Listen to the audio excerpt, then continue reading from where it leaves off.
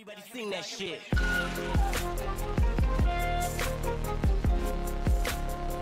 Is Full HD. The phone supports dual SIM cards on 4G VoLTE, which means the Geo SIM will work on it. The phone packs a 3000 mAh battery, which is smaller than what we've seen on the Redmi Note 4. The phone is made in India and Xiaomi shows this with a red sticker on the back. Okay, so let's quickly unbox the phone. The Mi A1 is the first phone from Xiaomi to come with stock interface. So this means the hardware is from Xiaomi and the software comes from Google, which could be a deadly combination in the budget segment when it comes to competing with other phones. So here's the Mi A1 guys. Notice the curves at the corners, and this should make the phone very friendly to hold in the hands. We have the gold color here that has a white front. Phone really looks like the Apple iPhone 7 Plus. Looking at the back, the look of the dual cameras is very close, saved only by the flash which is provided at the front. And also the antenna lines are a total rip-off. There's a 2.5D curved glass at the top, which is a Corning Gorilla Glass 3. Let's power up the phone and check other box contents. All the accessories are put in the box. The first thing is the charger, which has a 2 amperes of power output. Then there is a user guide, though the SAR value is mentioned on the back of the box, which is 1.26 watt per kg for the head, just on the borderline. Then there is the warranty information. On the other side, there is the power cable, which is a Type-C cable, and there are no earphones given in the box. Now let's check the SIM card tray and other ports on the phone. The Mi A1 has a hybrid slot, which means you can add 2 nano SIM cards or 1 SIM card and 1 micro SD card for expanding storage. At the bottom, there is a 3.5mm headphone jack, a Type-C USB port, which is rare in this price segment, and mono speakers. There is also a primary mic, while the secondary one for noise cancellation is provided at the top, beside the IR blaster like the Redmi Note 4. The notification LED is given on the left of the proximity sensors at front. The soft keys at the bottom are not backlit, while the power and the lock key are nicely made and are tactile. In fact, the build quality of the phone itself is quite nice and sturdy. It's made out of metal, though it isn't as solid as what we have seen on the Nokia or Motorola phones. But the Mi A1 is well built and well designed phone for its price. That doesn't feel cheap or feel as if corners are cut. The phone is also quite easy to use with one hand, though the bezels aren't small like the LG Q6 that you get in a similar price. But it is also quite slim and lightweight for the size. Okay, so the phone has been set up and this is what the interface looks like. The pure stock interface, which is quite nice feeling to see on the phone, is paired with a decent chipset at this price. As you can see, there are no third-party apps, no extra software, except that there is the feedback app from Xiaomi, and the camera app is also from Xiaomi, which is there because the company says the Google camera app has no provision to handle dual cameras. So, like the iPhone, there is a portrait mode as well on the camera to blur backgrounds, and we'll soon take a look at it. For now, let's check more about the software on the phone, which really seems to be fluid and flying on the Snapdragon 625 with 4GB RAM.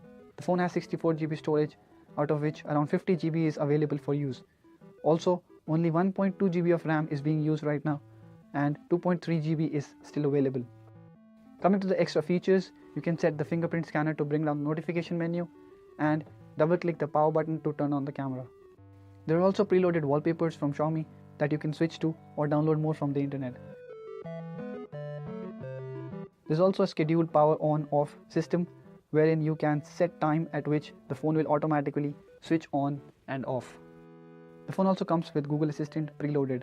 The fact that it is an Android One phone means it will be getting software updates for at least 1 year, which includes security patches and upgrade to the Android O. Most of the Redmi phones haven't even been upgraded to the Android N or the Android 7.0. Another important thing to note is that you will not be required to sign into the Mi account. You do need Google account of course, like any other Android phone, but no Xiaomi account is needed. The phone is fairly fast and fluid. The apps are opening without any animations or lags, and thanks to the Snapdragon 625 chip, there is a good amount of power under the hood. The interface also feels fluid. We did a little gaming on the phone just to see if it heats up or not. We have tested the chipset before and know it handles games well. The Mi A1 has no problems running the Asphalt 8 or the Modern Combat 5. There are no frame drops or lags, though we did find the phone a little slow at loading the games, but the gameplay itself is sleek and smooth. But gaming also drew our attention to the display of the phone, which doesn't seem as vivid as the Note 4. The rendering seems washed out in bright areas, and the color tone is not as appealing as what we have seen on phones of this price. Though it is a Full HD display, we think that the color and the clarity on the display could have been better. Now let's set up the fingerprint scanner and then check the speed of the unlock. As you can see, it's quite fast, not very different from the Xiaomi Redmi Note 4. Now, the Mi A1 comes with dual cameras, and we have seen them turn out not so great in this price on other devices. Though the implementation is a little different on Mi A1, so we kind of think it is a better utilization of two sensors than just for depth.